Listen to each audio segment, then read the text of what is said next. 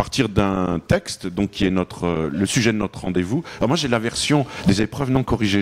Vous savez que c'est collector. Vous avez peut-être, ou pas encore, mais il y aura une signature après, la version définitive, au seuil, de Jean Birnbaum, La religion des faibles, qui fait suite à un précédent ouvrage paru il y a 2 ans, on en avait parlé ensemble, qui a provoqué beaucoup de débats, parce que je sais que tu as fait le Tour de France, et il y a eu beaucoup de rencontres autour d'une gauche qui a été aveugle et qui n'a pas su comprendre le phénomène menaçant du djihadisme et de la terreur qui a frappé particulièrement la France. Pourquoi particulièrement la France? Jean nous le dira. Et évidemment, le plaisir d'avoir notre ambassadrice d'une histoire contemporaine, de l'histoire des femmes, qui est Michel Perrault, dont le dernier livre se passe dans la maison d'art de Georges Sand à Rouen, à Nohant, pardon, que je vous conseille de lire. Oui, non, mais pardon. Ouais, non, mais je le sais. Non, mais c'est le trac d'être à côté de Michel. En plus, ça, c'est vrai. Je parais pas, je fais le malin, mais je m'écrase un tout petit peu. On va faire débat, enfin le sujet fait débat, évidemment.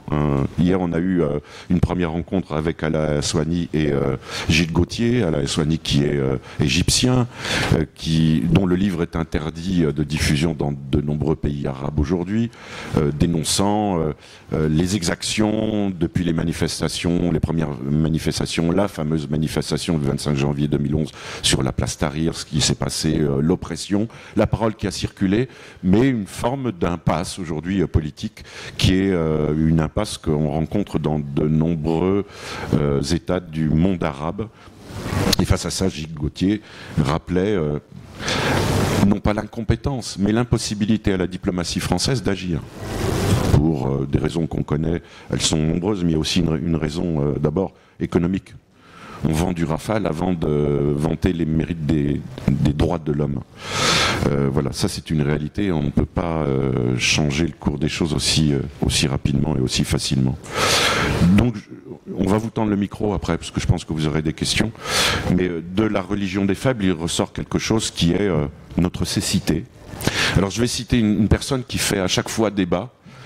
Quelqu'un qui est un ami, mais qui n'est pas l'ami de tout le monde, qui est Michel Onfray. Alors Michel Onfray s'est fait taper sur les doigts, parce que quand il a dit, ouais je sais, quand il a dit, mais regardez quand même la source des attentats, il y a des personnes qui se réfèrent au Coran. Il y a le mal, il ne s'agit pas de généraliser, mais il y a une provenance, il y a une interprétation, il y a une fausse lecture complètement défaillante, je suis d'accord avec vous, mais elle vient de là. Pourquoi taire cette chose? Pourquoi se rendre coupable ou victime de ce constat-là en disant bah oui, mais on trace une autoroute au discours extrémiste, au nationalisme, et on voit ce qui se passe en Europe aujourd'hui qui est assez accablant. Jean, nous sommes donc victimes de notre cécité. Oui. Alors, est-ce que vous m'entendez? Oui. Alors, bonjour à toutes et à tous. Bonjour Philippe, merci pour votre introduction et votre question. Merci 1000 fois à Michel Perrault d'être là. Ah ben non, vous m'entendez pas alors? Non mais il est intimidé par Michel Perrault aussi. On est tous intimidés par Michel Perrault. Mais moi d'ailleurs, je voudrais, avant même de répondre à votre question, Philippe, dire un mot là-dessus. Parce que ce sera une manière de répondre à votre question, vous allez voir. D'abord, en vous remerciant 1000 fois, toutes et tous, si vous m'entendez. Ouais. D'être là, en fait, d'être présent et présente pour cette rencontre, qui effectivement, Philippe a dit, bon, on se sent un peu intimidé ou on n'emmène pas large. Moi, je vais vous dire, pour moi, c'est un moment très très important, très émouvant, presque. Enfin, je vais pas faire du pathos et du lyrisme et de l'emphase, mais moi, Michel Perrault, bien avant de la rencontrer en chair et en os, elle était tout le temps présente dans ma vie. Michel Perrault n'a aucun intérêt en ce moment. Oui, là, mais c'est votre livre et le sujet. Oui, mais vous allez voir, il y a un rapport, heureusement, parce que sinon vous ne seriez pas là. Moi, mes parents parlaient tout le temps de Michel Perrault, parce que c'est le sujet. Moi, mon livre est quelque chose sur qu'est-ce qui se passe quand on est quelqu'un qui a été élevé dans la culture de la gauche progressiste, et qu'on prend cette question du djihadisme et le miroir que le djihadisme nous tend en pleine face.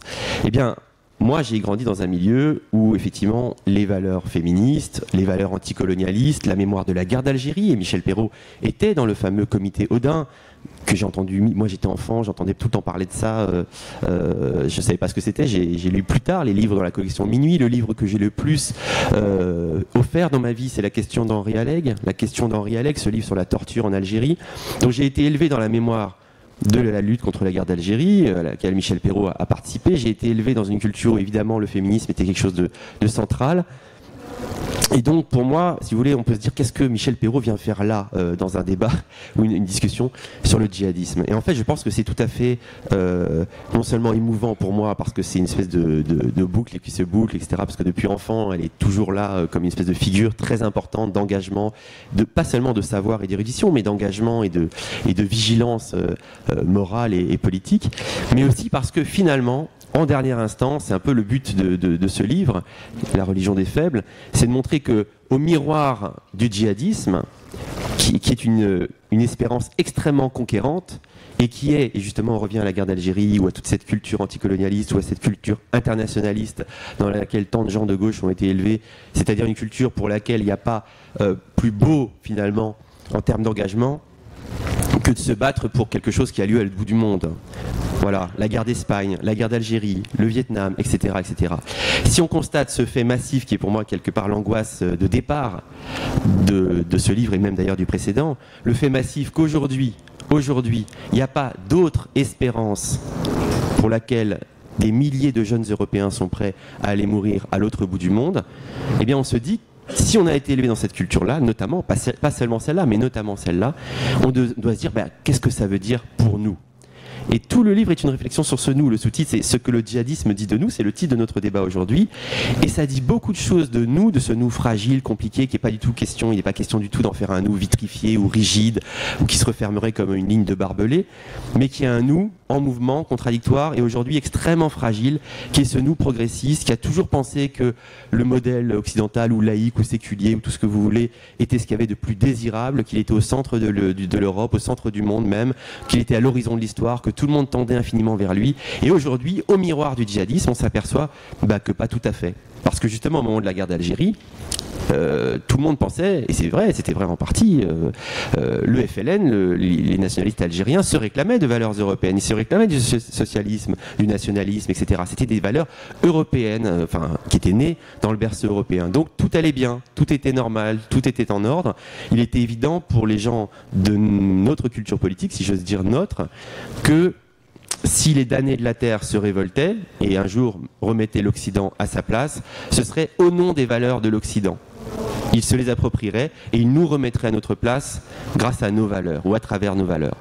Mais avec le djihadisme, il y a une rupture. Les djihadistes ne se réclament plus du tout des valeurs européennes, des valeurs occidentales, et ils montrent que peut-être ces valeurs-là, qu'on a crues tellement centrales, tellement éternelles, tellement puissantes et tellement séduisantes, ils montrent que non, peut-être que cette culture politique-là, ouvrière, le mouvement ouvrier, le féminisme, etc., peut-être finalement, à leur miroir, c'est ce qu'on comprend, moi finalement je m'intéresse moins au djihadisme qu'à la fragilité de cette culture politique-là que le djihadisme révèle. À leur miroir donc, on voit que peut-être, eux qui se réclament d'une histoire millénaire pour laquelle la colonisation est un petite parenthèse, etc., eh bien, à ce miroir, on comprend que cette culture politique progressiste, universaliste, européenne, aura représenté à l'échelle de l'histoire peut-être quelque chose de situé géographiquement, et aussi peut-être, on verra, de fugace d'un point de vue historique. Et donc ça, on se découvre extrêmement fragile. Voilà, c'est le sujet du livre. Et donc la présence de Michel Perrault, non seulement pour moi, elle est bouleversante humainement, et je sais pas comment dire, oui, voilà, comme ça, humainement, tout simplement, mais aussi, elle s'impose parce que Michel Perrault est une grande historienne du mouvement ouvrier, qui est centrale dans mon livre, le mouvement ouvrier que les djihadistes, mais pas seulement les djihadistes, les islamistes en général, en Iran, quand ils ont pris le pouvoir, ils ont tué immédiatement les syndicalistes, les féministes, les défenseurs des droits de l'homme, des droits des femmes, immédiatement. Et en Algérie, n'en parlons pas, dans les années 90 et encore aujourd'hui. Donc, le mouvement ouvrier est une cible. Vous êtes aussi historienne du féminisme, des femmes en tout cas. Hein, cette phrase que je cite souvent de vous, au théâtre de l'histoire, les femmes sont ombre légère. Voilà, je cite souvent cette phrase-là, dans les débats sur MeToo ou autres. Au théâtre de l'histoire, les femmes sont ombre légère. Eh bien, sur la scène du djihadisme ou sur la scène de l'islamisme en général, les femmes ne sont même plus une ombre légère. Donc voilà, c'est ce que je voulais dire. Je pense que je voulais justifier aussi que ce dialogue ait lieu aujourd'hui sur ce texte, parce que c'est le cœur du sujet. Grâce à vous, Michel Perrault. Voilà. Non, Michel. Merci pour tout, mais encore une fois, c'est pas absolument le sujet. Et revenons à votre livre et aux questions que je me suis posées. Hein, D'abord, Jean, le titre. Je pense qu'il y a beaucoup de gens qui vont se demander ce que ça veut dire, la religion des faibles. D'autant plus que vous vous référez, en retournant la phrase, à une phrase que Emmanuel Todt avait eue après la grande manifestation Charlie, hein, et où finalement lui disait qu'il n'était pas Charlie, et que au fond, tous ces gens qui étaient là, c'est qu'ils méprisaient la religion des faibles. Donc lui voulait dire le monde islamique, justement. Donc j'aimerais bien que vous nous disiez un petit peu comment vous entendez le titre, et si vous avez pensé, évidemment, à cette phrase de Todd en le prenant. Et puis après, j'ai plein d'autres questions. Mais alors là, Michel, vous volez un peu le travail des honnêtes Français. Parce que Philippe, qu'est-ce qu'il va faire alors si vous posez les questions? Ah mais non, mais moi, attendez, je vous écoute avec intérêt. D'accord. On se retrouve à Rouen ou à Nohant, enfin. Oui. Nohant, pardon. Ah, bah, voilà. Ça y est, tout de suite, là. Voilà la confraternité de nos jours. Merci, confrère. Voilà. Ça va se régler après le débat. Mais oui, le titre. Mais le titre, effectivement, c'est une petite provocation, mais c'est parce que ça vient aussi du fait, tout simplement, d'une sensation physique très solide. C'est-à-dire que dans le précédent bouquin, qui s'appelait Un silence religieux, où j'essayais juste de nommer... Fondamental, hein. Ah bah, merci. Absolument. Mais c'était juste, il s'agissait à l'époque de nommer notre incapacité à prendre au sérieux la question religieuse ou la dimension religieuse de ce phénomène djihadiste, et à toujours rabattre les choses sur la psychiatrie ou dire que ces gens sont des cas sociaux ou des barbares ou des débiles, etc., ce qui ne sont souvent pas du tout. Et après l'apparition de ce livre, j'ai fait des dizaines et des dizaines de rencontres publiques dans des milieux extrêmement divers, beaucoup de milieux chrétiens par exemple, mais aussi des milieux anarchistes, révolutionnaires, enfin des milieux très divers. Et j'ai été frappé par ce sentiment de fragilité. C'est-à-dire que ce qui remontait tout le temps dans ces discussions, c'était des gens souvent formés à l'école de cette culture dont je vous parle depuis le début, qui est souvent assimilée à la gauche, mais qui va bien au-delà, culture progressiste, universaliste, etc. Elle n'est pas réservée aux gens de gauche, et qui se sentaient extrêmement mal, extrêmement fragilisés, avec un discours qu'on connaît bien, qui est, on voit bien qu'il y a un problème là, un vrai problème, que c'est pas rien tout ça. On voit bien qu'il y a une menace réelle, mais on a peur en la nommant, on a peur de faire le jeu de. Et ça, c'est à nouveau quelque chose de très... Le jeu de l'extrême droite, le jeu des discriminations, le jeu du racisme, etc. Et ça, à nouveau, ça nous fait revenir à la guerre d'Algérie, parce que pendant la guerre d'Algérie, tous les gens qui défendaient, donc qui se battaient aux côtés du FLN pour l'indépendance de l'Algérie, quand ensuite ils ont vu les crimes du FLN, qui a aussi commis des crimes et qui a parfois torturé, y compris ces gens-là, qui les avaient soutenus, les Français par exemple qui les avaient soutenus, tous ces gens-là, j'en ai connu, ils revenaient, parfois ils étaient en Algérie, ils revenaient d'Algérie, ceux qu'on appelait les pieds rouges, qui ont essayé de construire le socialisme en Algérie avec le FLN après l'indépendance. Et bien ces gens-là sont revenus et ils disaient, moi je ne parle pas des crimes du FLN parce que je veux pas faire le jeu de l'OAS, je veux pas faire... Donc à l'époque déjà, il était très difficile d'être dans le en même temps, le fameux en même temps macronien. Déjà à l'époque, c'était pas évident de dire oui, je soutiens le FLN, mais je devrais aussi pouvoir dénoncer ces crimes sans être immédiatement traité de fasciste ou de partisan de l'Algérie française. Et là, dans ces discussions, je reviens aujourd'hui, dans toutes les discussions que j'ai eues après l'apparition du précédent livre, il y avait des syndicalistes, des féministes, des militants associatifs, des gens de tous horizons qui disaient « Bon, je vois bien que là, il y a un problème spécifique, il y en a plein d'autres, des problèmes, c'est pas le seul, mais c'est un vrai problème, et j'ai peur, en le nommant, en parlant, de faire le jeu de qui vous savez. Et surtout, je me sens extrêmement fragile. On se sent fragile. Je me souviens même de quelqu'un dans un débat, il n'y a pas si longtemps que ça, juste avant l'été, qui m'a dit « Oui, on se sent faible, on se sent faible. » Et je n'avais pas du tout parlé du nouveau livre. Et il a eu prononcé ce mot. Il a dit « On se sent faible, mais de cette faiblesse, il était optimiste, on fera peut-être un levain. » a-t-il dit. Et donc, la religion des faibles, c'est la religion de ceux qui se croient forts, de ceux qui se sont crus pendant très longtemps, ou en tout cas à notre échelle de vie, au centre du monde, qui étaient persuadés, comme je disais tout à l'heure, que leur culture politique était vouée à être hégémonique, que tout le monde la désirait, que même si les dominés ou les opprimés faisaient un petit détour par telle ou telle régression religieuse ou réactionnaire, etc., comme on l'a cru au moment de la révolution islamique iranienne, etc., à chaque fois on se disait, bon d'accord, il faut un petit détour, on ne va pas donner des leçons aux opprimés et aux dominés, mais à un moment donné, évidemment, c'est le sens de l'histoire, ils vont se rallier aux libertés, à la démocratie, au socialisme, au féminisme, etc. Aujourd'hui, on a quand même de plus en plus le sentiment que ça ne va pas forcément aller dans ce sens-là. Et donc il y avait ce sentiment de faiblesse qui remontait. Et donc j'ai voulu parler de ça, c'est-à-dire se dire, mais les gens qui ciblent ces faibles, qui ciblent cette culture politique qui s'est crue si longtemps si forte et qui le croit encore souvent, alors qu'elle est aujourd'hui si fragile et de plus en plus marginale, à l'image de l'Europe elle-même, eh bien, eux, ils sont très forts. Et quand on les écoute, quand on regarde leur discours, ils disent vous. Ils disent par exemple, ils sont persuadés d'avoir raison, ils sont persuadés d'avoir la vie devant eux et le monde à l'horizon, eux vraiment, la conquête du monde à l'horizon, à l'échelle d'ailleurs pas seulement ici-bas, mais surtout dans l'au-delà. Et ils disent vous chérissez la vie comme nous chérissons la mort. Nous aimons la mort comme vous chérissez la vie. Et c'est notre force. Et en disant vous, eh bien, il nous oblige à dire nous. On n'a pas envie de dire nous, parce que dire nous, forcément, c'est de l'exclusion. C'est tout de suite, il y a de l'exclusion, de la discrimination dans l'air. Il y a du eux dans l'air. Donc on n'a pas envie. Mais ils n'arrêtent pas de dire vous. Et donc on se demande qui ça, nous. Et donc tout le livre est une interrogation fragile et angoissée et ouverte, j'espère très ouverte sur ce nous, pour le remettre en mouvement, pour surtout pas le figer, etc. Mais quand même pour assumer quelque chose comme un nous. Et la religion des faibles, pour finir de répondre à votre question, c'est celle de Salman Rushdie, c'est celle du dessinateur par lequel toute l'affaire des caricatures est arrivée, c'est celle des gens de Charlie Hebdo. C'est-à-dire tous ces gens, j'ai un chapitre où je ne fais que décrire. Il suffit de décrire. Vous décrivez l'affaire de la fatwa de Salman Rushdie, la façon dont il s'est retrouvé immédiatement isolé, lui qui est d'origine et de tradition de culture musulmane, lui qui est un militant antiraciste, qui s'est toujours réclamé de la gauche, immédiatement il s'est trouvé accusé d'être un raciste, islamophobe, un réactionnaire, etc. par ses copains de gauche. Il le raconte, je cite ces passages-là dans le livre. Et il a été obligé de présenter ses excuses. Tout le monde lui a dit c'est toi qui fous le bordel, c'est toi qui dois t'excuser.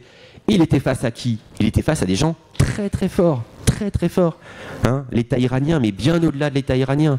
Des gens qui organisaient une campagne mondiale, qui étaient capables de foutre le feu à travers la planète entière. Et d'ailleurs, il a reculé. je raconte cette scène où il dit je me suis arraché la langue. Il s'est retrouvé dans un commissariat à Londres, dans le sous-sol d'un commissariat à Londres, avec des notables du milieu musulman britannique qui étaient envoyés par différents régimes, etc., ou liés à différents régimes, et qui lui ont dit voilà monsieur, il suffit que vous signiez ce papier-là, vous faites amende honorable et peut-être ça se calmera, etc. Et il l'a fait.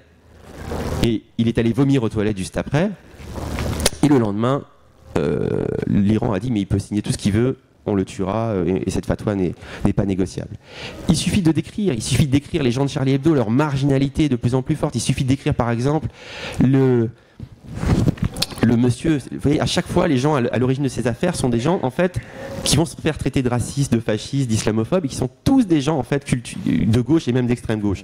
Je raconte l'affaire des caricatures. Oui. Et alors, on commence, si je peux me permettre, comme ça me permettra d'être un tout petit peu actif et d'assumer ma mission. Lors de l'incendie des locaux de Charlie Hebdo, c'est un fait que j'avais complètement oublié, que tu rappelles, c'est qu'il y a eu une pétition contre le soutien à Charlie Hebdo, pétition qui stipulait cet incendie fait la pub de Charlie Hebdo et ça va être utilisé pour gonfler les tirages du journal. C'est quand même incroyable. Et il y a eu une pétition contre le soutien à Charlie Hebdo 4 ans avant le massacre. Oui. Et ils disent un fameux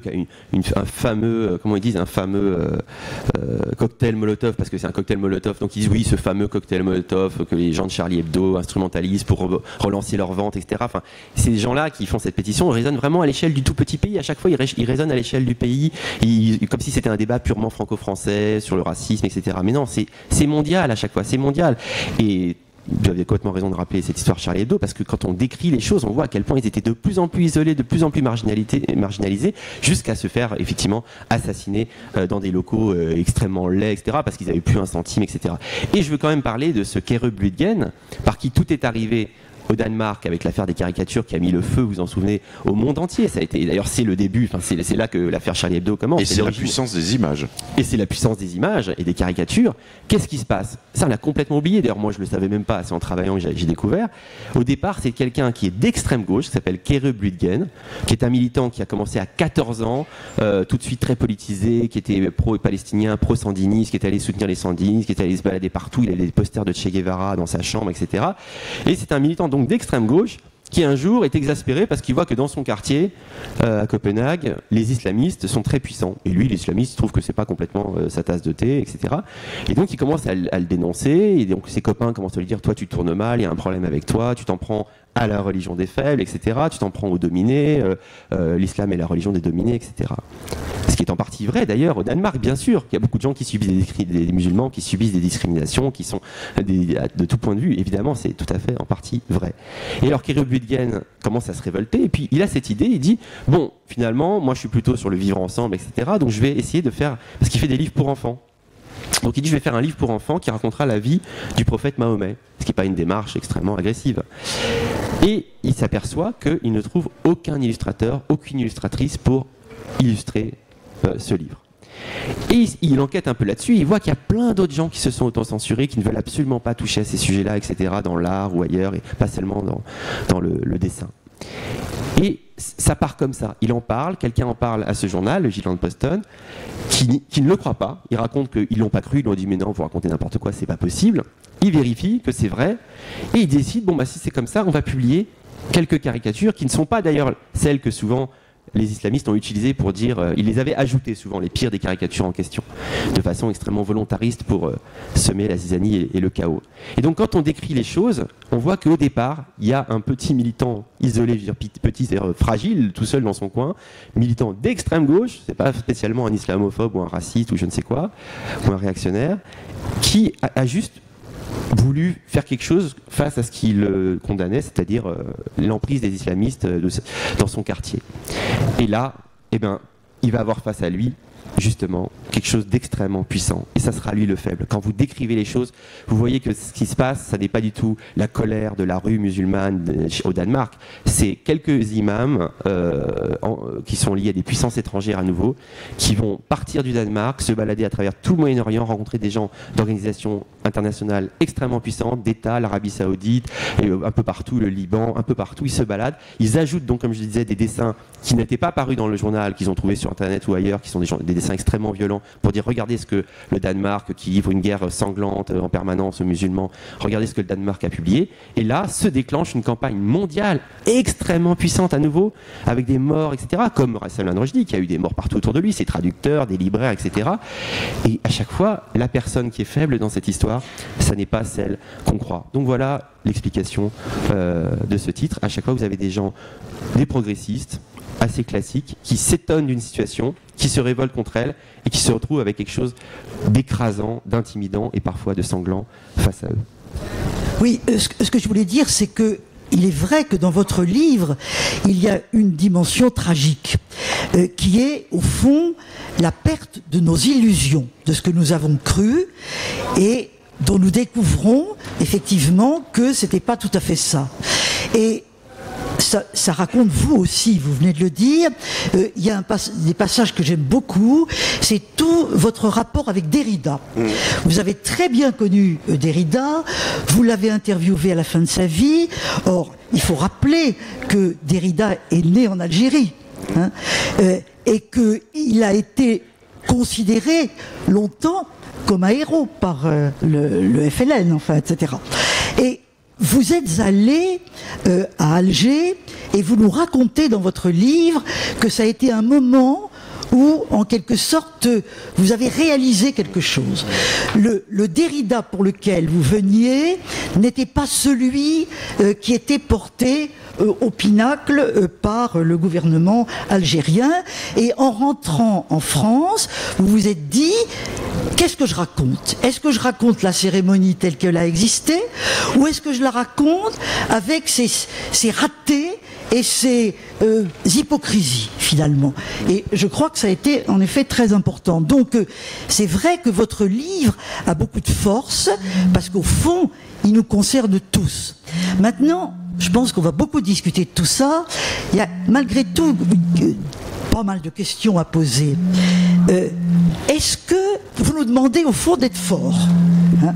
Vous nous demandez, vous nous dites vous n'êtes pas faible, vous êtes les héritiers d'une culture européenne magnifique, etc. Et il faut vous souvenir de ça. Mais est-ce que ceux que vous combattez, si on peut dire, ou qui nous combattent et devant lesquels nous réagissons, sont si forts que ça? Voilà. Est-ce qu'il n'y a pas aussi, est-ce qu'on n'est pas aussi en train de se construire une peur qu'il faut analyser, décortiquer, aussi bien sur le plan de la géopolitique que sur les plans des mentalités, que sur le plan de la jeunesse? Ça, c'est une question qui me paraît importante. Et puis autre remarque, est-ce qu'il n'y a pas un danger, malgré tout, dans votre beau livre, à reconstituer justement un ennemi, l'islam? Naturellement, vous ne dites pas ça, vous parlez des djihadistes, hein. Mais on l'a bien vu dans votre présentation, le glissement est quand même perpétuel. Or, il faut rappeler que le monde de l'islam est divisé. Ils ne sont pas tous d'accord avec le djihadisme, loin de là. Hein. Il y a parmi eux des libres penseurs, il y a l'islam. Bon, comment faire avec tout ça? Comment faire pour être des intellectuels conscients, certes, fiers de ce que nous sommes? Il n'y a aucune raison, en effet, de nous piétiner nous-mêmes. Mais en même temps, à garder cet esprit des Lumières qui nous permettait de faire l'analyse des autres, de l'autre, qui n'est pas notre ennemi, qui est simplement celui qui est devant nous maintenant. Cher Philippe, tu me permettais de... Pardon. Merci, je vous en prie. Merci. C'est pas facile, hein, je suis bien d'accord. Hein, c'est un livre dont j'ai dit d'emblée qu'il était lui-même très plein de doutes et de faiblesses, de fragilité. J'en suis très très conscient. Sur l'islam, moi je suis l'élève de quelqu'un dont je me revendique toujours, qui est Christian Jambet, qui est un grand islamologue, plutôt spécialiste du chiisme. Et je me souviens, on avait fait quelque chose dans le journal ensemble avant le 11 septembre, c'était un grand entretien qui s'appelait « L'islam est en guerre avec lui-même ». Donc moi, tout le livre est basé, et surtout d'ailleurs le précédent aussi, sur ce fait massif que évidemment l'islam est en guerre avec lui-même, et que justement ne pas se taire et décrire les choses et les nommer sérieusement, ça n'est pas stigmatiser le monde musulman dans sa globalité, c'est rappeler qu'il est en guerre avec lui-même, et c'est soutenir sur ce front tous les musulmans, simples croyants, théologiens ou autres, qui se battent en permanence, eux, et souvent au péril de leur vie, un peu partout dans le monde, pour essayer de soustraire leur foi aux fanatiques. Mais moi, je ne suis pas de ceux, et je l'avais expliqué déjà à l'époque, qui pensent, j'avais appelé ça le rien-à-voirisme, c'est-à-dire ceux qui pensent que à chaque fois qu'il y a un attentat, etc., le premier réflexe, c'est de dire tout ça n'a rien à voir avec l'islam, tout ça n'a rien à voir avec l'islam. Les djihadistes, eux, savent très bien que ça a à voir avec l'islam, et les musulmans dont vous avez parlé, éclairés, etc., qui se battent sur ce front interne à l'islam, savent très bien que ça a tout à voir avec l'islam, que toutes les religions ont leur crispation dogmatique, ont leurs avatars sanglants, et qu'aujourd'hui dans le monde musulman il se passe quelque chose d'un peu particulier et une espèce de guerre civile mondiale dans laquelle on est toutes et tous quelque part un peu embarqués, et même les journaux qui sont les plus réticents à parler de tout ça sont obligés maintenant de faire des grandes infographies sur le chiisme, le sunnisme, l'Arabie Saoudite, le Yémen, évidemment l'Iran, etc. Donc on est un peu tous embarqués là-dedans et on ne peut pas le nier, et il se passe quelque chose de très fort. Et Jambet disait toujours, bien avant d'ailleurs, ça c'est dans un article de la Revue des Deux Mondes, je me souviens, il disait aujourd'hui l'islam est la seule religion qui se propose comme l'avenir de ce monde de façon militante et dans une forme de défiance à l'égard de la modernité occidentale. Et donc cette proposition, elle se fait parfois de façon en puisant dans les ressources spirituelles de cette immense et belle religion, et parfois en puisant dans les ressources guerrières et sanglante de ceux qui l'instrumentalisent pour en faire une sorte de grimace meurtrière. Mais ce que je veux dire, c'est que les faibles, ce sont ceux justement qui se croient tellement au centre et qui se croient tellement ouverts à l'autre qu'ils remettent toujours l'Occident au centre et qui croient toujours qu'il ne peut pas y avoir quiconque d'autre. Les tiers-mondistes sont souvent des gens, je les connais d'autant plus que c'est ma culture politique depuis toujours, pour lesquels il n'y a pas de tiers. Pour les tiers-mondistes, souvent il n'y a pas de tiers, puisque quand on lit la littérature tiers-mondiste ou les discours militants tiers-mondistes, on s'aperçoit que l'alpha et l'oméga de tout, c'est toujours la colonisation et c'est toujours l'Occident. Tout ce qui se passe dans le monde est toujours d'une manière ou d'une autre, et parfois c'est vrai, mais c'est pas toujours vrai, est toujours soit une création de l'Occident, soit le produit d'une action de l'Occident, soit quelque chose qui sert les intérêts de l'Occident. Mais ce qui est marrant ou intéressant, enfin c'est pas marrant, ce qui est curieux et paradoxal, c'est qu'en fait, en croyant remettre, et c'est souvent le paradoxe des études dites post-coloniales, en croyant remettre l'Occident à sa place, ils le mettent toujours au centre. Ils croient miner la domination de l'Occident, mais ils le remettent toujours au centre. Tout l'Occident dans leur imaginaire est le seul acteur digne de ce nom, la seule oppression possible. Il n'y a pas d'autre oppression possible. Et donc j'ai par exemple une petite polémique fraternelle également avec Alain Badiou, enfin fraternelle courtoise. Oui, avec Alain Badiou, qui est un philosophe pour lequel j'ai énormément d'admiration dans sa machine intellectuelle, etc. Mais qui a fait un petit texte incroyable et très emblématique d'un certain progressisme qu'on porte physiquement. Il a fait un texte sur les attentats de novembre contre le Bataclan, et il dit ces gens-là, ce sont des fascistes, ce sont des pétainistes. Tout ce qu'ils racontent n'a rien à voir avec la religion est un pur prétexte, un pur vêtement. Vous savez que ça c'est une métaphore qui revient toujours chez les gens qui pensent que la religion n'est rien. Engels parlait déjà du déguisement religieux, Badiou dit à nouveau c'est un pur vêtement, et il dit ces gens-là en fait ce qui les motive c'est le désir d'Occident. Ils ont un désir d'Occident, mais comme il est frustré, il tape sur l'Occident. Mais ce sont finalement des Occidentaux. Donc en fait, pour Badiou, comme pour beaucoup de progressistes et de gens de gauche, notamment occidentaux, mais bien au-delà, la guerre à l'Occident, comme je disais tout à l'heure pour le FLN, c'est forcément une guerre intestine. En fait, il n'y a que l'Occident. Jean-Loup Ancel, l'anthropologue, a une très belle formule. Il dit, pour tous ces gens-là, il y a l'Ouest et le reste. Voilà, l'Ouest et le reste. Je trouve ça très joli comme assonance, mais c'est tout à fait ça. Badiou croit qu'il combat l'Occident, mais en fait il le remet tout le temps au centre. Et prendre au sérieux, ne pas vouloir stigmatiser l'islam comme religion et comme monde, parce que c'est même pas une religion, c'est une civilisation immense avec des richesses spirituelles, culturelles, etc.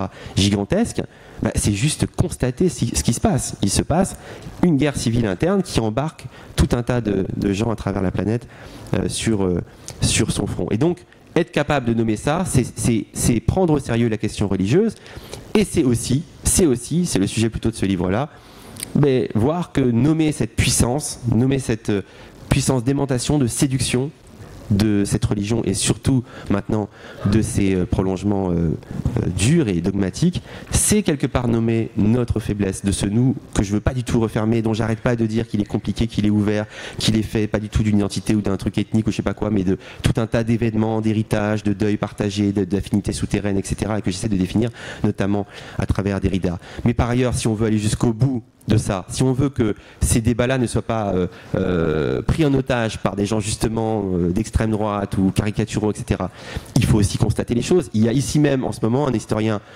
arabisant qui s'appelle Dominique Avon, enfin ici même à Blois, qui est quelqu'un d'extrêmement important en ce moment, même s'il n'est pas encore assez connu.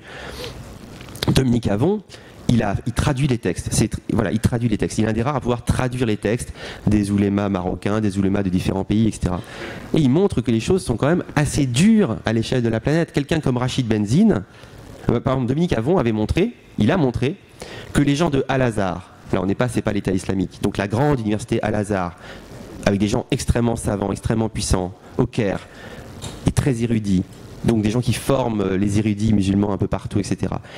L'université Al-Azhar a attendu très tard, très très longtemps avant de condamner l'État islamique. Beaucoup de gens leur disaient, mais écoutez messieurs, vous êtes des grands savants musulmans, condamnez ce qui se passe là en Irak, à Mossoul ou ailleurs. Et ils ont mis beaucoup de temps. Et Dominique Avon traduit leur texte et il montre qu'ils ont attendu ils ont attendu 2014 ou la fin de l'année, je ne sais plus exactement, mais 2014, pour dire, voilà, on les condamne, ces gens sont des hérétiques, enfin ce sont des... Et pourquoi ils l'ont fait? Parce que, en disant, vous savez, à un moment donné, les djihadistes de l'État islamique ont brûlé vif un pilote. Vous vous en souvenez de ça? Ils avaient brûlé vif un pilote. Et les gens d'Al-Azhar ont dit, ça n'appartient pas au répertoire pénal islamique. C'est très très mal d'avoir fait ça. Et donc, ils ont attendu très tard, et sous ce prétexte-là, pour condamner l'État islamique. Ce qui est quand même quelque chose d'assez effrayant. Et il y a beaucoup de musulmans qui ont été effrayés par ça. Et donc, parler de ça, ça n'est pas stigmatiser l'islam, c'est soutenir tous les musulmans qui sont effrayés par ce genre de choses. Rachid Benzine, qui est quelqu'un qu'on entend de plus en plus en France à juste titre, et moi je l'ai invité un peu partout, etc., qui est un islamologue français, qui est un élève de Mohamed Harkoun, qui nous manque beaucoup, et bien Rachid Benzine a écrit dans Libération que les principaux centres aujourd'hui de transmission de la religion musulmane dans le monde sont des centres de transmission qui ont un rapport à la religion qui n'est pas celui de Mohamed Harkoun, qui est beaucoup plus dur. Donc décrire ça, c'est juste décrire le réel. Les autres religions ont aussi leurs fanatiques, leurs dogmatiques, des gens qui peuvent passer à l'acte un jour ou passent déjà à l'acte parfois, etc. C'est pas la question, c'est évidemment. Mais il se passe quelque chose d'un peu particulier. Et à nouveau, la gauche, de plus en plus, en a conscience. Si vous prenez un marxiste comme Gilbert Achcar, marxiste libanais, qui est quelqu'un de très important, qui publie chez Actes Sud, eh bien, Gilbert Achcar, qui est quelqu'un internationaliste, qui a suivi tous les conflits dans le monde entier d'un point de vue strict marxisme internationaliste, etc., il a, dans un livre récent, dit, en fait, nous autres marxistes, on ferait bien de commencer à se demander ce qui se passe d'un peu spécifique pour que la religion musulmane produise un intégrisme un peu quand même particulier qui fait que nos militants, par exemple, politiques, un peu partout dans le monde arabe, se font massacrer par les islamistes. Et il disait, voilà, longtemps, par exemple, c'est la singularité de la chose, longtemps, une forme d'alliance avec des musulmans et des révoltés musulmans de la part de l'extrême gauche s'appuyait sur le parallèle avec la théologie de la libération, que vous connaissez sans doute, dans les années 70, etc., en Amérique latine. Et donc il se disait, si on a pu faire alliance avec des prêtres ouvriers, avec des évêques, etc., en Amérique latine, nous autres gens d'extrême gauche, on doit pouvoir le faire avec certains musulmans radicaux, voire islamistes. Et ils se sont aperçus assez vite qu'ils avaient du mal à faire alliance et que même ils se retrouvaient souvent au fond du fossé et en sang. Alors, Jean, et Michel, avant de faire circuler le micro, si vous avez des questions, j'en avais quelques-unes, mais je vais aller très vite. Non, j'en avais de nombreuses, mais il y en a une.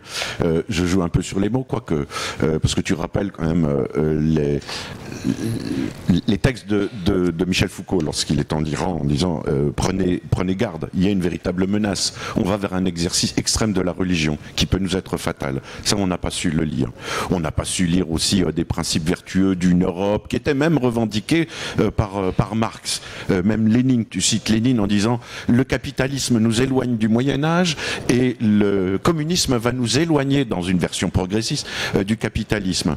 Mais c'est une pensée de gauche qui est sous-entendue à travers ça. Et un intellectualisme, peut-être parisien, je ne sais pas, de gauche, qui n'a pas su voir les choses, qui s'est senti soit victime, soit héros de la situation. Le résultat est le même. Mais si on tend le miroir, ce fameux miroir du croyant, et du djihadisme à la droite, la pensée intellectuelle de droite en France réagit comment? Parce que finalement, on a l'impression que c'est plutôt la gauche qui a été coupable de cette cécité. Oui, c'est une bonne question. Moi, c'est vrai que je m'adresse plutôt à la gauche parce que c'est ma culture politique et que ce que j'aime, pour citer quelqu'un de droite par exemple, moi je suis un grand admirateur de Georges Bernanos et son geste, ça a été alors je vais pas du tout comparer, mais on peut avoir des modèles ou des horizons. Bernanos, avec les grands cimetières sous la lune, vous le savez, et son geste, un de ses gestes fondamentaux, ça a été de faire dissidence par rapport à sa propre famille politique pendant la guerre d'Espagne, donc la famille nationaliste, monarchiste, etc. Donc moi, j'aime bien ce genre de geste, donc je prends plutôt la culture politique dont je suis porteur physiquement, parce que vous avez parlé d'intellectuel, mais en fait, moi tout mon livre parle d'expériences ordinaires, de gestes, de tracts, d'affiches, de colonies de vacances, de bibliothèques, de révoltes féministes, etc. C'est des choses très très incarnées, c'est pas du tout, c'est tout à fait au contraire, c'est une Europe fragile, mais qui est ancrée, c'est comme Nohant est un lieu comme ça. Nohant, vous citez le phalanstère, c'est un lieu, voilà, où ce espèce de laboratoire, c'est des petits laboratoires ou des grands laboratoires comme ça, d'une gauche, d'une espérance d'émancipation, etc. Pour moi, c'est que ça, c'est plein de petits Nohant, en fait, mon texte. C'est plein de petits Nohant, beaucoup moins glorieux, évidemment, et dont je parle beaucoup moins bien que Michel Perrault, mais c'est plein de petits Nohant, c'est-à-dire de lieux qui sont ciblés aujourd'hui par ce type de défis, qui sont de défis sanglants. Alors, pour répondre, pour pas avoir l'air de fuir, je parle de la gauche d'abord parce que je préfère être dans une forme de dissidence par rapport à la culture politique que je connais le mieux et dont je suis porteur physiquement. Et par ailleurs, bon, vous savez, c'est Raymond Aron qui disait en France il y a une supériorité de prestige de la gauche, et puis c'est René Raymond qui disait en France les droites sont d'anciennes gauches qui ont pas mal tourné. Oh là là, qu'est-ce qu'elle dit, Michel Perrault qui a fait son coming out politique là très violemment, non mais qui ont glissé sur l'échiquier politique, sur la scène politique, voilà. Donc en fait, parler de la gauche, c'est parler d'abord d'une culture politique que je connais bien, mais c'est aussi finalement finalement, effectivement, et je l'ai dit plusieurs fois pendant la discussion, évoquer tout un tas de valeurs, de réflexes physiques qui sont ceux de tout un tas de gens qui se disent plus ou moins de droite ou qui sont de droite, mais qui sont en fait des libéraux, des conservateurs, etc., qui sont ancrés à nouveau charnellement dans tout un tas de valeurs, de traditions, d'espérances, etc., qui elles-mêmes, ces valeurs et ces gestes sont ancrés dans le berceau européen et dans sa diversité de traditions, d'événements spirituels, d'héritage, etc., etc. Donc tout le but est justement d'essayer de reconstituer de façon fragile une force qui serait juste une faiblesse assumée, qui dirait bon bah aujourd'hui l'Europe n'est plus hégémonique, cette culture-là n'est plus hégémonique. Elle est même de plus en plus marginalisée, donc on devrait pouvoir en défendre quelque chose sans se dire qu'en la défendant, on défend une forme d'oppression, une forme de domination horrible, etc., etc. Et donc reconstituer tout un tas de gestes et de valeurs qui sont partagés évidemment bien au-delà de la gauche et qui aujourd'hui sont largement sur la défensive.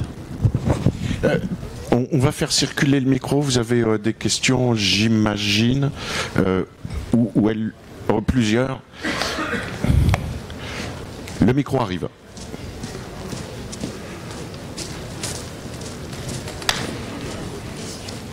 Et puis après, monsieur. Merci. Oui, je n'ai pas lu le livre de Jean Beerbohm. Je ne l'ai pas encore lu, je vais le lire. J'ai lu le précédent, un silence religieux. Et il y a deux remarques. La première, c'est par rapport au titre. Au-delà de la formalisation, la question des faibles, elle est très ambiguë. Est-ce que c'est la religion qui est faible? Est-ce qu'il s'agit des faibles, des opprimés ex-colonisés? Est-ce qu'il s'agit des faibles pour nous parce que nous sommes forts, mais du coup nous sommes fragiles parce que c'est très précieux de conserver ses libertés ou ses valeurs? Et là, j'ai pas de réponse, même malgré l'intervention intéressante quand même de Jean Beerbohm, j'ai pas tout à fait la réponse, sauf si j'ai pas bien compris, ça peut arriver aussi. Et puis il y a une deuxième chose qui est un peu différente. Vous évoquez les nuances ou les antagonismes au sein de l'islam pour dire attention, l'islam, elle n'est pas forcément radicale comme on croit. Puis la preuve, c'est qu'il y a le chiisme et le sunnisme. Mais est-ce que par rapport à la question de la radicalité, est-ce que par rapport à la question des valeurs qui les animent, est-ce que par rapport à la question du rapport à l'Occident, des valeurs universalisantes ou universelles, en tout cas venant de nous, on a tendance à le dire comme ça, est-ce que cette différence ou cette fraction, ce clivage, il a un sens pour nous en tant que tel? Je ne suis pas sûr qu'on puisse inférer de la différence entre chiisme et sunnisme qu'il y aurait quelque chose qui serait plus proche ou moins radical dans le rapport aux valeurs de l'Occident, par exemple, si on se met un petit peu en termes de valeurs occidentales, un petit peu universelles. Je ne vois pas le rapport tout à fait entre les deux. Je pensais que la question, c'est d'échanger. Il n'y a pas forcément une question. Il y a une observation qui nécessite une intervention ou des éclaircissements. Voilà. Merci beaucoup, merci. Quand il y a pas mal de questions, j'essaie de répondre assez vite. Effectivement, c'est moi qui ai du mal à m'exprimer. Les faibles, effectivement, c'est un jeu. Le titre est un peu un jeu pour dire les faibles ne sont pas ceux qu'on croit. Et donc, les faibles, ce sont ceux qui se croient forts, c'est-à-dire cette culture politique qui se croit toujours au centre, toujours aussi désirée, toujours aussi hégémonique, alors même qu'elle est défiée comme jamais et qu'elle est de plus en plus marginale et fragilisée. C'est ça les faibles, c'est-à-dire le vieil universalisme européen, progressiste, féministe, issu du mouvement ouvrier, des Lumières, de tout ce que vous voulez, vous pouvez remonter jusqu'à la philosophie grecque, l'esprit critique, les Lumières, etc. Et c'est compliqué, mais qui s'est longtemps cru tellement fort et qui est aujourd'hui très fragile, au miroir justement de cette espérance meurtrière. Alors là, je me suis encore plus mal exprimé. J'ai cité le schisme justement. Non mais si, parce que si vous l'avez compris comme ça, c'est que j'ai dû vriller un petit peu à un moment donné, sans doute. C'est que je parlais juste de Christian Jambet pour m'en réclamer, et je disais juste que Jambet était un spécialiste du chiisme plutôt que du sunnisme. Et après, je disais que les journaux, même qui ont le plus de réticence à parler de ce front interne à l'islam, sont bien obligés aujourd'hui de faire des infographies sur les affrontements internes à l'islam, et notamment entre chiisme et sunnisme, etc. Donc je disais pas du tout qu'il y avait un rapport différent du chiisme, même si c'est très compliqué à l'intérieur du sunnisme, à l'intérieur du chiisme, tout ça est extrêmement divers et compliqué. Évidemment, il ne s'agit pas de faire des grandes généralités, mais même quelqu'un comme Jean Bay, qui est un immense érudit, qui travaille sur le persan des textes du 7e siècle, du 14e, etc. Bon, c'est quelqu'un qui peut dire d'une phrase, aujourd'hui l'islam est en guerre avec lui-même à l'échelle mondiale, donc voilà, on peut aussi le considérer. Mais je voulais pas faire une distinction radicale et schématique entre chiisme et sunnisme à ce moment-là. Oui, Oui. Monsieur. Oui, une petite question. Moi, je suis vos travaux et vos bouquins depuis de nombreuses années. Et là, j'ai vu récemment quelque chose qui m'a beaucoup intéressé. C'est ce que vous avez dit dans le Figaro. Le titre, c'est « La gauche ne peut plus échapper à la question de l'identité ». Et j'aimerais bien que vous développiez un peu là-dessus, parce que c'est vrai que dans la gauche, dont je me réfère aussi, on est souvent très calé pour parler de l'identité des autres, mais le mot tabou de notre propre identité est assez peu abordé. Donc, c'est quoi notre identité? Bon, est-ce que c'est la République laïque? Est-ce que c'est autre chose de votre point de vue? Voilà. Merci. Moi, je sais pas du tout. Je sais pas du tout. Moi, voilà, non, mais c'est vrai, de toute façon, ce livre est largement un aveu de faiblesse aussi. Le but n'est pas du tout d'apporter des réponses tranchées et tranchantes. Le but est notamment de dire que il n'y a pas d'universalisme sans conflit d'universalisme. Et on sait très bien que tous les universalismes ont été défiés par d'autres universalismes. Et nous, on a tendance à penser que, puisque on croit qu'on est porteur de valeurs qui sont universelles ou qu'ils sont réellement, forcément tout le monde va s'y rallier. Non, tout universel est défié par d'autres universalismes, y compris parfois meurtriers. Et donc, moi, dans le livre, j'essaie de décrire tout un tas de gestes, à nouveau, de traditions, etc., qui ont nourri une identité, oui, qui sont, j'en ai cité plusieurs, voilà, le mouvement ouvrier, le féminisme, une forme, mais et aussi des œillères européocentristes. Vous voyez, parce que justement, il y a une phrase de Castoriadis, ce philosophe grec que j'aime beaucoup, qui dit, je sais pas, voilà, que l'accusation d'européocentrisme, ou la question est-ce que vous êtes européocentriste, qu'on pose toujours, est-ce que là, en disant ce que vous dites là, vous n'êtes pas un peu européocentriste? Et souvent, on a raison de poser cette question, parce que souvent, on est trop européocentriste. Mais Castoriadis disait, bah oui, mais cette question-là, elle est européocentriste. Et il disait, parce que on voit pas trop quiconque aller demander à l'ayatollah Khomeini s'il est irano-centriste ou islamo-centriste. Ça paraît assez évident, en fait. Et donc, la question même, eh ben, ça pourrait être par exemple une définition de quelqu'un, même pas vraiment de gauche, mais de cet universalisme progressiste en général. C'est quelqu'un qui serait justement, dont la force serait de en permanence se demander s'il ne se met pas tout le temps trop au centre. Ça peut être juste une petite première définition. Et d'ailleurs Derrida, qui est un philosophe, Jacques Derrida, qui est un philosophe tout à fait identifié comme de gauche, et même parfois de gauche radicale par certains, c'est quelqu'un qui disait, pour en continuer à répondre à votre question, il disait: ma question de toute façon, ça aura toujours été celle de l'identité. Ça ne veut pas dire l'identité meurtrière, l'identité fermée, l'identité claquemurée, mais à un moment donné, on ne peut pas ne pas se demander ce qu'on n'est pas et ce qu'on est. Et donc la question que je pose aussi dans le livre, c'est ça, c'est qu'à partir du moment où ces gens passent leur temps à dire vous aimez la vie comme on aime la mort, vous ci, vous ça, et on va vous tuer, etc., et ben ils nous obligent à dire un nous, et ce nous-là, c'est pas un nous à nouveau dur, fermé, c'est un nous qui doit se demander simplement à quelle valeur il tient, qu'est-ce qui le fait tenir, simplement juste à quoi tenons-nous. Et donc, peut-être qu'une des définitions de quelqu'un comme vous, par exemple, serait sans doute de se dire, voilà, mon identité, elle tient à cette force qui est une fragilité élucidée et qui est une autocritique permanente qui me permet à la fois, qui m'expose à un danger, mais qui me permettra peut-être en dernière instance d'être plus fort qu'on croit. Oui. Oui, bonjour. Vous avez comparer le djihadisme et l'extrême gauche en disant que voilà, l'islam et le djihad attaquaient des personnes qui se revendiquaient de l'extrême gauche.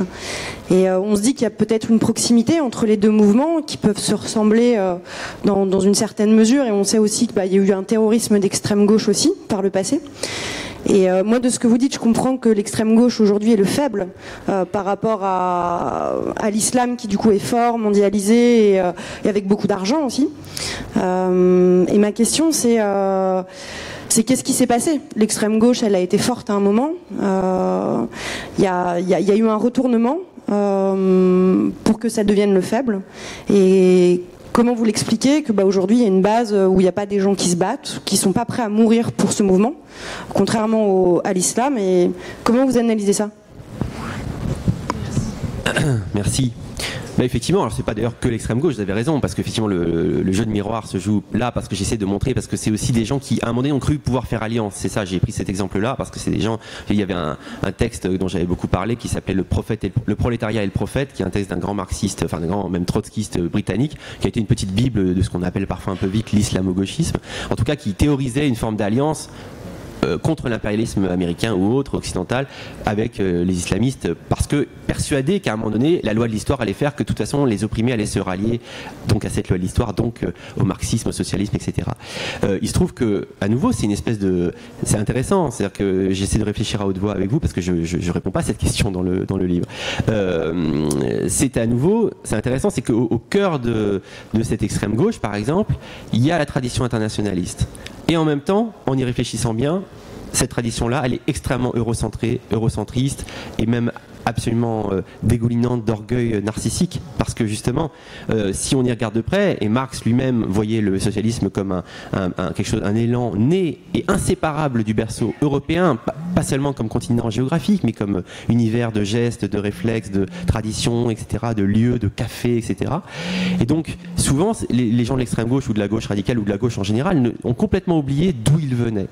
Et donc, ils sont persuadés que le monde entier désire leurs valeurs, et quand à un moment donné, ils se sont aperçus qu'ils étaient court-circuités par d'autres valeurs, et bien finalement il suffisait qu'ils relisent Marx pour comprendre la chose, parce que Marx disait tout le temps, pour lui la religion n'était pas du tout rien, il a jamais lui réduit la religion à un vêtement ou je ne sais quoi, il s'est cassé les dents en permanence sur cette question de la religion. Tout a commencé d'ailleurs souvent chez lui par un affrontement avec la question du religieux, pas la religion mais la question du religieux. Il avait cette phrase, il disait: toute critique digne de ce nom commence par la critique de la religion, c'est-à-dire la critique au sens de la prise au sérieux du religieux. Et Marx, lui, disait toujours que c'est un jeu de bascule. Si la révolution au sens marxiste est un reflux, le religieux revient parce que le religieux est extrêmement fort, puissant, et finalement il a la mémoire beaucoup plus longue aussi que cette petite parenthèse socialiste. Et Foucault est celui qui a le plus vécu ça dans son corps aussi. Quand il est arrivé en Iran, j'y restitue un peu ces reportages-là, quand il arrive en Iran en 79 comme reporter, il se balade un peu partout, ça pourrait être un modèle pour les écoles de journalisme, et il se contente de demander aux gens: que voulez-vous? Il rencontre des ouvriers, des étudiants qui sont en insurrection, et il dit juste: que voulez-vous? Et il pense qu'ils vont répondre: bah nous on veut le socialisme, nous on veut la démocratie, nous on veut je sais pas quoi. Et il est étonné parce que 8 fois sur 10, dit-il, on lui répond: nous, bah, c'est très simple, on veut un gouvernement islamique. Et là, Foucault est sidéré par cette chose-là. Et il dit, bah, en fait, il faudrait que nous autres, on arrête justement de considérer le religieux comme quelque chose qui est toujours le voile du réel. Parfois, le religieux, c'est le voile, c'est le réel lui-même, c'est le visage même du réel.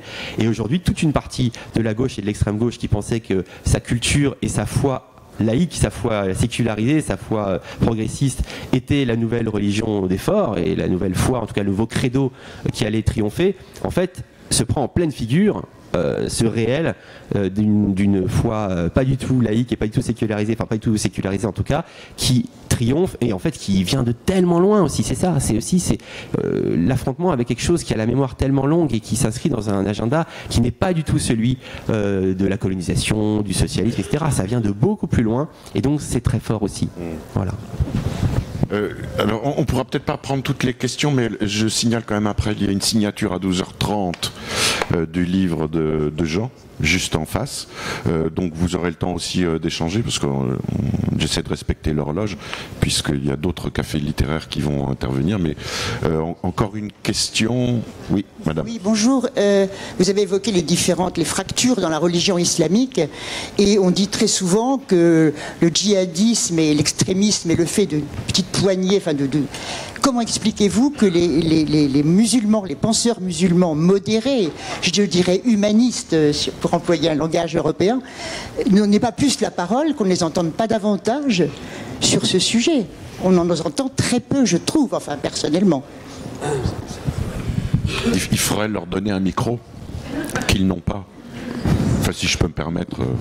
Mais vous savez, c'est pas si évident. C'est-à-dire qu'en fait, en France, par exemple, vous avez des noms précis de gens dont vous pensez à qui il faudrait donner la parole et.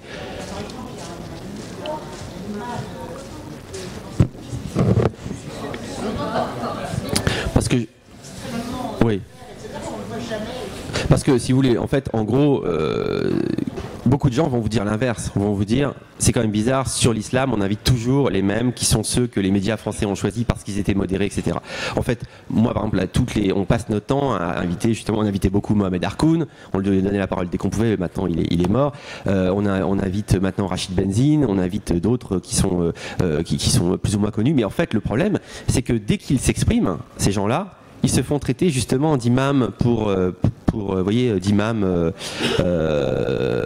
vendus aux occidentaux, d'imams qui trahissent, etc. C'est très compliqué de pas les faire, de pas faire en sorte qu'ils aient la parole sans se faire traiter tout de suite de collabeurs et de etc. C'est très très difficile. Non, c'est pas une raison, mais je vais vous dire, ceux qui existent et ceux qui sont présents, ceux qui ont pu émerger au sein, et c'est comme tout, d'ailleurs un peu partout dans toutes les religions. Si vous voulez, si on prend par exemple dans le judaïsme, il y a aussi des crispations très dures. Delphine Orviller, que vous connaissez, elle a explosé, elle a émergé tout de suite parce que c'était une des rares à qui on pouvait donner la parole et tenir ce discours-là. Donc elle a tout de suite, elle est devenue très très forte et tout parce qu'elle est libérale, elle a un discours très très complexe et très nuancé, etc. Pour ce qui est des musulmans en France, et d'ailleurs d'où les immenses et aussi tous les immenses débats sur l'organisation de l'islam de France, etc. En fait, c'est un énorme problème. Dès qu'un penseur ou qu'un théologien musulman francophone qui est structuré intellectuellement et tout émerge, croyez-moi que tous les journaux se le disputent, que tous les plateaux de télé se le disputent, et souvent d'ailleurs il se fait cramer comme ça parce qu'il se retrouve sur tous les plateaux de télé, il se retrouve partout et on dit bah voilà c'est un clown, il est partout. Et donc c'est très compliqué en fait à gérer. Croyez-moi, moi on organise plein d'événements. Moi j'ai mon petit forum philo Le Monde Le Mans que j'organise chaque année en novembre au Mans et j'invite souvent et donc on invite souvent les mêmes parce qu'il n'y a pas non plus d'ailleurs c'est pareil dans d'autres religions aussi parfois, et donc il n'y a pas non plus 15 000 choix. Ceux qui existent et qui ont émergé, on leur donne la parole, je pense quand même beaucoup en fait. Regardez, vous prenez Rachid Benzine, vous prenez son dossier de presse les 6 derniers mois, vous allez voir qu'il ne sait plus où donner de la tête. Là il fait ses lettres à Nour, il publie au Seuil, il est partout, il est sur il est vraiment un peu partout. Et en fait presque le problème c'est plutôt en amont. Vous savez, en amont, c'est qu'est-ce qui fait qu'il n'en émerge pas plus et qu'il n'y en a pas plus à qui on peut donner la parole. Mais ça ne vaut pas que pour l'islam évidemment. Monsieur Sebad. Mais vous savez, pour chaque nom, enfin moi je m'occupe du monde des livres. Donc vivant en Algérie et qui a quand même écrit pas mal sur la question islamique. Oui, non mais il y a plein de gens qui ont écrit. Mais croyez-moi. Moi, j'assiste aux réunions de rédaction en chef, etc. Il y a une censure de la part des médias. Non, ouais, franchement, en tout cas, nous on voit plutôt, il y a plutôt un désir énorme de donner la parole à des gens qui font entendre cette voix-là. Et le problème, il est plutôt, à mon sens, à la fois en amont, pourquoi il n'en émerge pas plus, et en aval, pourquoi dès qu'ils s'expriment, ils se font traiter de tous les noms et ils se font discréditer par tout un tas de gens qui se réclament aussi de l'islam. En tout cas, sur le choix des interlocuteurs dans les médias, il y aurait vraiment beaucoup à dire, puisque on est souvent dans des dialogues entre experts qui font la tournée des grands-ducs médiatiques et qui oblitèrent d'autres paroles qu'on aimerait entendre. Mais là, on est dans encore un autre schéma. Allez, une dernière, monsieur. C'était... Non ? Oui ? Monsieur ? C'est la dernière question. La question va durer 30 secondes et la réponse 1 minute 15. Dans votre discours, il y a des choses... Attends, il y a le micro. Le micro arrive.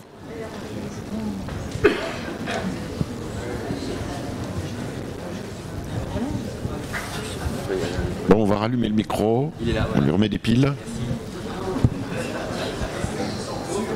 C'est bon ? C'est bon. Non. Bon.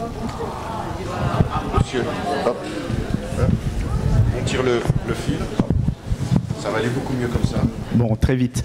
Dans votre discours, il y a beaucoup de valeurs qui sont évoquées. Il y en a une qui n'est jamais évoquée, c'est la question de l'égalité. Et pour quelqu'un qui vient de la gauche progressiste, c'est un peu curieux quand même. Et cette question de l'égalité, d'ailleurs, qui peut-être par la gauche progressiste a été abandonnée. Si on se souvient des années 80, lorsqu'il y avait les manifestations, les grèves des travailleurs immigrés, je me souviens de la gauche progressiste qui disait finalement ils sont manipulés par des puissances étrangères et ce sont des islamistes. On se souvient de la marche pour l'égalité des droits, par exemple, où la question justement de la religion a été ensuite renvoyée systématiquement sur les jeunes qui avaient fait cette marche. Donc moi je pense, si vous voulez, qu'à un moment donné, cette question religieuse, elle n'est pas forcément inhérente à une essentialisation de l'islam, comme j'entends beaucoup, parce que vous dites que c'est souvent complexe, mais vous revenez sur l'islam comme quelque chose d'unique, et la question du djihadisme, de ce rapport à la violence. Moi je pense que nous sommes dans des sociétés et dans un univers qui est violent, d'accord, qui rejette une partie des personnes, et que la gauche n'a pas été capable de recréer ce nous avec ces personnes-là. C'est ça la difficulté aujourd'hui. Merci. Bon, bah Jean, une minute. Non, mais c'est une très bonne question. Si vous voulez, c'est vrai, je suis d'accord avec vous sur tout ce que vous avez dit. Il se trouve que le problème, c'est que par exemple en Iran, dès qu'ils ont pris le pouvoir, ils ont dit maintenant c'est l'égalité, elle est instaurée. Et donc en fait les syndicats, il n'y en a plus besoin, les grèves c'est interdit, etc. Donc eux ils avaient une conception de l'égalité très précise et leur idéologie s'est répandue un peu partout dans le monde. Et donc leur conception de l'égalité, elle est très forte et elle n'est pas celle de la gauche progressiste dont vous semblez partager aussi l'héritage. Et je suis d'accord complètement avec le fait que cette gauche progressiste n'a pas, en France ou ailleurs, fait en sorte que, par exemple, le mouvement Beurre ou le mouvement antiraciste, etc., fasse émerger de nouvelles figures, qu'il y a 1000 failles et 1000 problèmes qui se posent. Mais donc tout ça est archi vrai. Et moi, mon sujet n'est pas du tout de dire que tout est religieux, que tout est lié à la religion, c'est de dire que la religion peut aussi parfois être un facteur. Si vous voulez, j'avais une réponse un peu plus précise à vous donner. C'est qu'à chaque fois on raisonne en termes national. C'est cette question de l'égalité. Dans chaque pays, en Belgique, quand la Belgique est frappée, on dit le modèle belge, c'est foireux, ça marche pas. On convoque l'adjoint au maire de la mairie l'adjoint au maire de Molenbeek, et on dit espèce de tocard, vous n'avez pas fait assez d'HLM, vous n'avez pas intégré les populations, etc. En Suisse pareil, en France pareil, etc.